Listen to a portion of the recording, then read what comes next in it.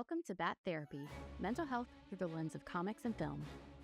Be a fly on the wall or a bat in the cave, listening in on a friendship built out of a love for talking Batman, comics, and the everyday struggle to achieve mental health and happiness. We're your hosts, clinical psychologist Dr. Amelia Brown and educator and comic aficionado Keaton Hopkins. Don't forget to follow us on YouTube and social media and find our Patreon at patreon.com/battherapy. This podcast is about providing education and understanding and is not a replacement for mental health treatment or support. If you're needing help, go to bat-therapy.com for resources. So, as you like to put it, let's talk more about broke-ass Peter Parker. So credit score 238. So, I thought what could be super interesting to talk about with him is the age-old question of, would Peter Parker be happier if he had more money? I have very strong opinions about this. Please share. We've seen multiple Peter Parkers. Mm. I'm going to be honest. The one being bankrolled by Tony Stark certainly smiled a lot more. I'm going to make an argument, though, there that their personalities start out different. Yeah. Because their personalities are different just generally from each other. It's not the exact same Peter Parker, but you've just changed the money. Yeah, he also I feel like Ned was a much better best friend than Harry Osborn ever was. Yeah. I agree with that. But at the same time, even before he got bankrolled by Tony Stark, they still had enough money that he could afford the Lego Death Star. So Wait, what? Tom Holland's Spider-Man, in that first movie, he had the Lego Death Star. That is a very expensive Lego set, which means already he's not as broke as the Peter Parker that we're discussing tonight. Interesting. Yes, so we are still talking about Tobey Maguire's Peter Parker. Yeah. Very good clarification. So, okay, I did not notice that, but I'm not surprised that you did. I feel so bad about it. I cannot imagine living in a world where I defeat Dr. Otto Octavius and then get on a bicycle and ride home. I cannot. I would be sick to my stomach. I might quit. We talk so many superheroes and all the good that they do. If I went out and I had to fight Willem Dafoe, super strength, riding around on a glider, laughing maniacally, and after that, I couldn't afford a McDouble. No, we're not doing. No, the Avengers can handle it from here on out. I'm done. I'm absolutely done. I'm a straight A college student, and in complete dire straits. Peter, think about how much better Peter would be if he simply was able to have a better diet. Fair. Yeah. That's a fair point. Better diet, stronger Spider-Man, better Spider-Man. This is a Spider-Man that hopefully eats Cheerios for dinner. So, yeah. Okay.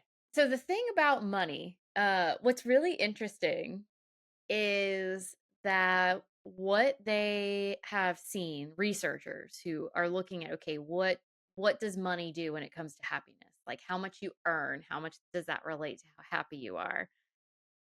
They've actually changed what they've thought about this. Okay. So at one point they looked at things and said, no, it doesn't. It actually doesn't affect your happiness.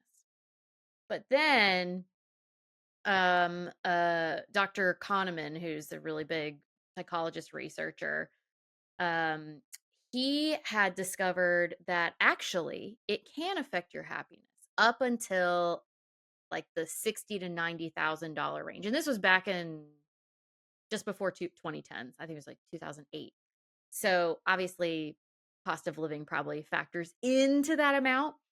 But essentially, okay, up until this point, it seems to factor into happiness. Well, then someone else said, well, actually, we're seeing that it affects happiness no matter how much you're making. The more you make, the happier you are. So they did this really cool thing. He's making a face that I'm people making listening to the faces. podcast I can't am. Well, can't I have so hear. many I want to know how much money the researchers have. That's what I want to know. Interesting question. So what's really interesting is that these two researchers who came out, so Kahneman and then Killingsworth was the other one, who said actually no, his data was from 2009 to 2015. He actually said no, actually your happiness increases with your income going up no matter what. And so what they did was they did the opposite of what most people do. And they said, let's work together because we don't agree. So what's really cool is they came together and they got like a mediator person to help them out, probably to make sure that, they get on the same page. But uh, they come together and they say, okay, let's make sense of our data together. And what they came to find out is that when and how money makes you happier depends on your general level of happiness. So, this is why I think which Peter Parker you're talking about matters. Because when it comes to Tom Holland's, I think he's just naturally a happier person than Tobey Maguire's Peter Parker.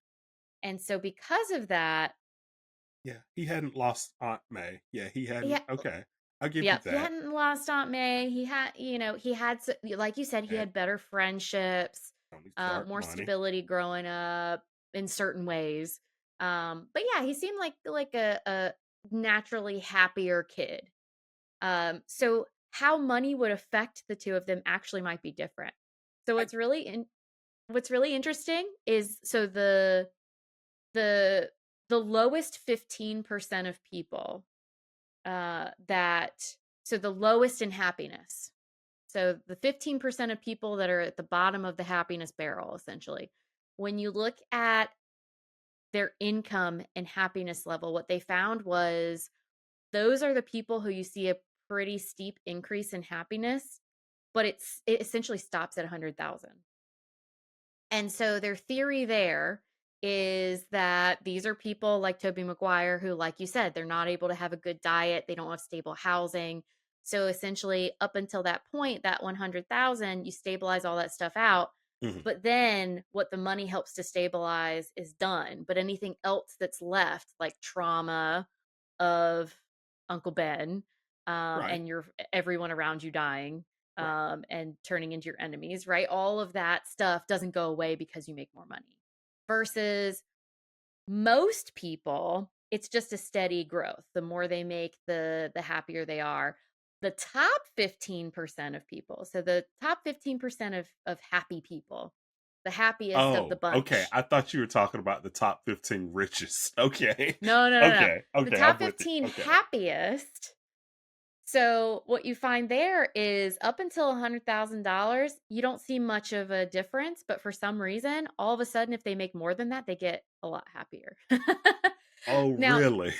yeah, it's that one I can't really figure out, but Right. um I and to be understand that. fair though, the further up you get from 100,000, like especially past like 200, 250,000, they have a lot less data because a lot less people make that much money, Yeah, right? they can't they So you don't can't need to say as take a much survey. about yeah, so you can't say as much about that. So the really happy people, they're actually doing pretty good.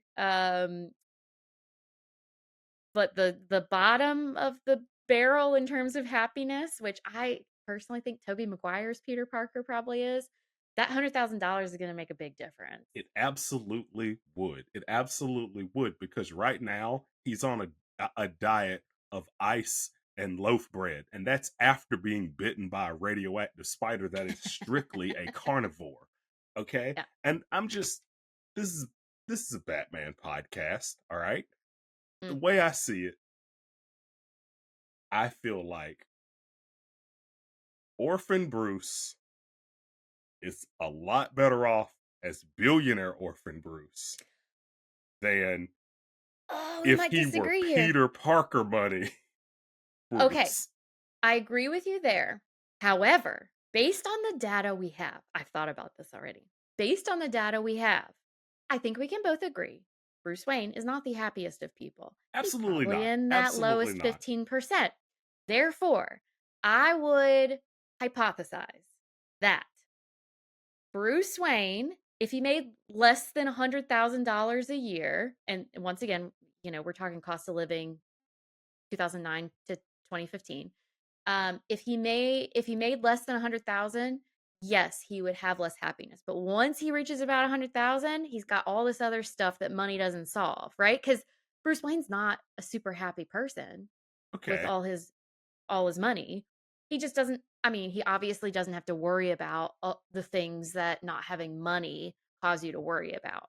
And so he's one of those examples that I believe that, yeah, if he was as broke as Peter Parker, Tobey Maguire's Peter Parker, yeah, he'd be less happy. But I think both of them, once they hit that $100,000 ish part, the happiness that they gain from more money is going to level out. Okay. So, all right. Now, I just want to make sure I'm understanding this. So, money buys happiness up until you make 100 grand or more a year, and then it just, It depends. then it's, then it becomes greed. I feel like then you're not happy because you're looking at the richer people. It's like, well, yes, I have a Mercedes, but I don't have a hovercraft. Okay, so Like, you're I actually think, hitting on something interesting. So now one thing I do want to point out, the differences in happiness. Now this is averaged out across people. So for some people it might make a big difference, for some people it might make a small difference. But on average, if you're talking about all the people in the middle. So if you are the least happy and the most happy, money affects you in different ways than the majority of people. For the majority of people, the more money you make, the happier you are. But no matter which one you're at, whether you're the happy people that it doesn't really make a difference, even if you're making less than 100,000, but you might start feeling really good when, I don't know, maybe you just got more money to spend, so you're going on vacation a bunch. I don't know. Some, those annoyingly happy people, they're just happy. The people at the bottom definitely makes a sharper difference absolutely. when they're getting more money up until 100,000, then it levels off. Right. But no matter who you're talking about, whether you're talking about the really happy people, whether you're talking about the really not happy people, or the people in the middle, the changes you see, it's like a few points. So one person said like a fourfold difference in income gives an effect equivalent to having a headache. So having fourfold less money than someone else, it gives you like the hurt of a headache, which granted, can really dip things. Hmm. Um, but these are not giant effects. It's Right. not, oh, I have money and then it solves everything. But it can influence. Right. So there are these effects that you see. So money does matter, but it's not the only thing that matters. Right. But yeah, so essentially, yeah, after 100,000,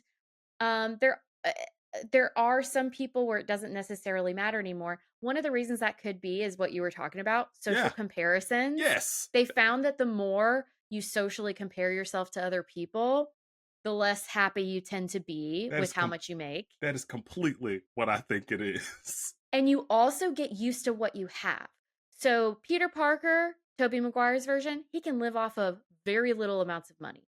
If he starts making more money, he'll adjust to whatever amount of money he has and living off of that amount. Right. He'll And move so to a better apartment and yeah, exactly, which then you have to wear pay more more expensive for. clothes. Okay. Exactly. And those aren't bad things per se. It's just things to keep in mind where sometimes we get stuck on, oh, more money will make me happier. But the social comparisons and the getting used to the new amount of money you're making, it actually takes away from how much we predict money will make us happier than it actually does. Right. Does it help? Yes. But Yes. it's not the end all be all. I'm just right. And like I this is a superhero who, Yeah. like I said, rides a bike and sells selfies for a living. That is I've never thought about it that way. Yeah, yeah, he does sell selfies. He's yeah. like the first influencer, He's but the basic secret influencer. yeah, he's a mask away from OnlyFans, basically. Like he like this is a man in dire straits. He's upside down kissing people, like just as much publicity as he can, you know, and I do love that they did actually find a link and said, hey, if you're poor enough, money can buy some happiness. Like that's what like up until So 100K.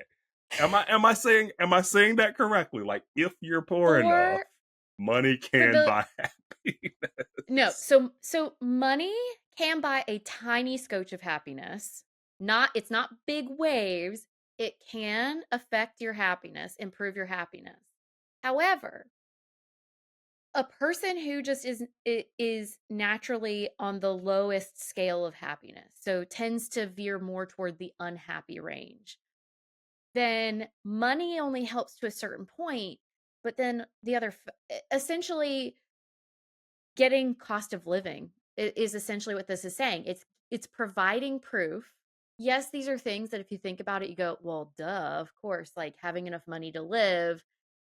But having data, having proof is something really important, as we can see, because there are a lot of policies that don't line up with this. Right, And so having the data is really important. So essentially what this is saying is that for most people, the more money, the more it helps with happiness. But even for the people who are struggling the most and are the least happy, in fact, you're actually seeing that the money more quickly makes an impact, because they're more affected by the limitations of the money, the stress, and all the strain.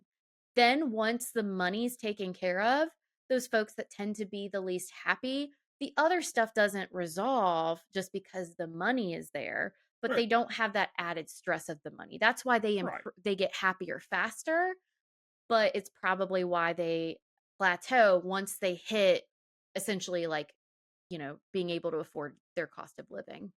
And you know what? I think the reason I don't quite understand is because of where I am financially. Like in Mm. my mind, I cannot see past, yes, I'm sure Oliver Queen is sad about his parents. And I'm sure that Another good he's example of someone who's probably on that lower yeah, yeah, yeah. 15% if you're Yeah, yeah, talking yeah. arrow. And I'm sure that he constantly has melancholy on the back of his yacht, looking out over the ocean. Like in my mind, that is a better place to have melancholy than standard 9 to 5 horrible job, right? Like I think that like I in my mind,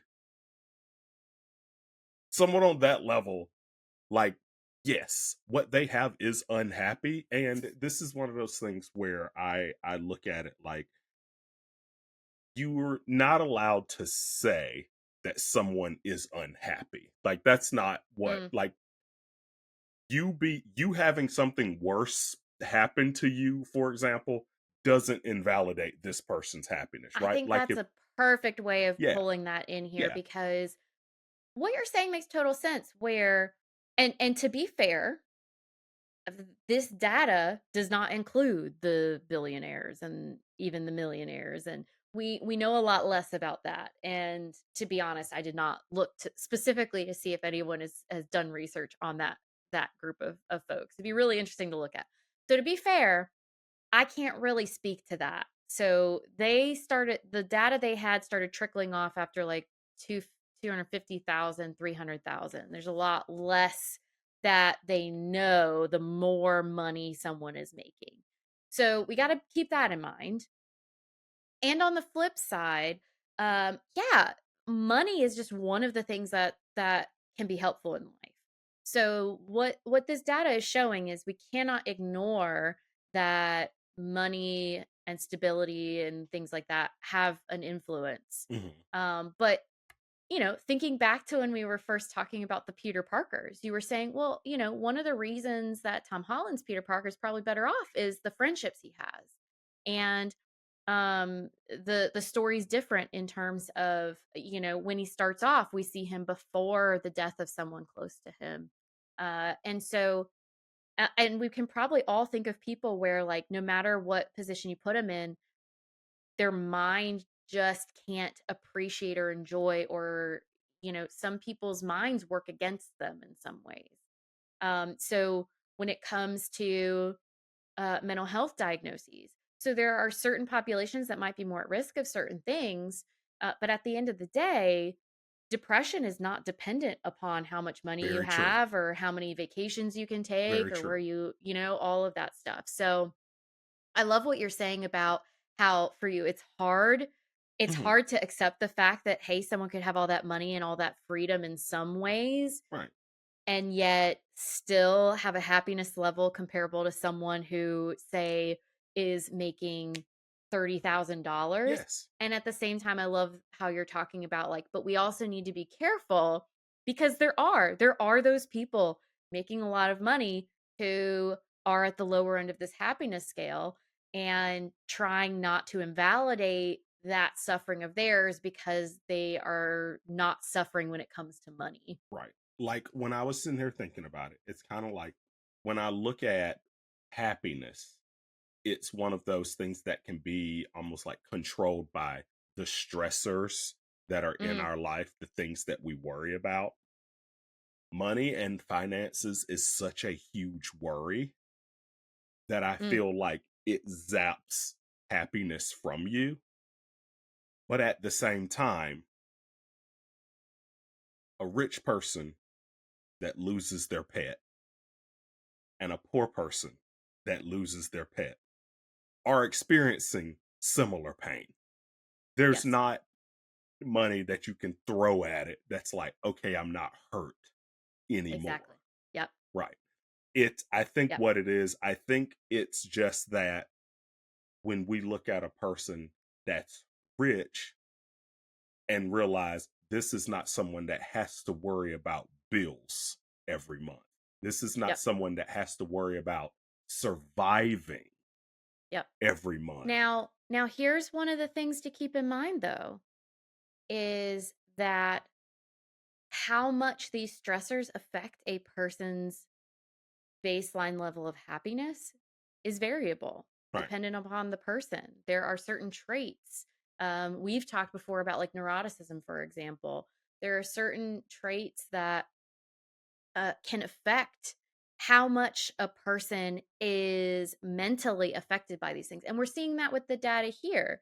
So we have this population of folks who are probably more, because their happiness is lower, they're more impacted by the stress and the strain of the financial piece, versus if you're moderate or even high with your level of happiness, then yeah, it factors in. It's not that that money means nothing and stability doesn't mean anything, but it's not affecting as directly, even if you don't have as much financial stability as would be ideal. Yeah. So what we're seeing is how that lack of stability financially, how that affects a person can vary. And one of the things that can affect it is just that person's level of happiness. And like you said, those losses that a person has, money doesn't fix a lot of those things. Right. Money can help with medical access, especially if you're in our country. Yes. Uh, eh, but but Uh, at the same sheesh. time, that doesn't always fix everything. Right. And so that's one of the things that they believe they're seeing with this. And the thing with data and research and science is that we learn more.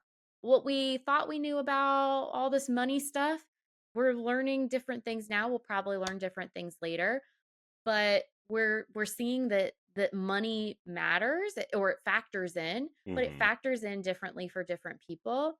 The Bruce Waynes and the Tobey Maguire Peter Parkers, probably that first 100,000, the, like, really getting a like a decent cost of living comfort level is really going to matter. But after that point, unfortunately, there are some other things going on with them that suggest that they're in that lower happiness group where the money doesn't solve everything.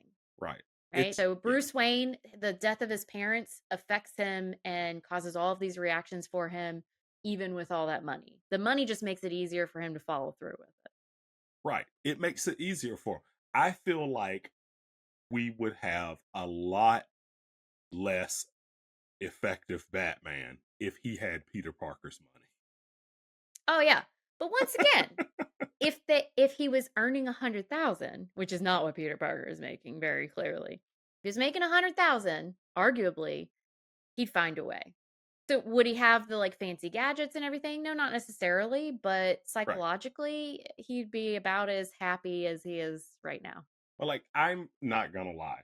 If I were a Spider-Man villain, and after all these years, I found out who Peter Parker was and realized I could have just starved him to death, like, I would be very upset. I would also be very upset realizing, wow, he was never fighting me at full strength. He was Uh, always hungry. Like always. He never had a full stomach when he fought me.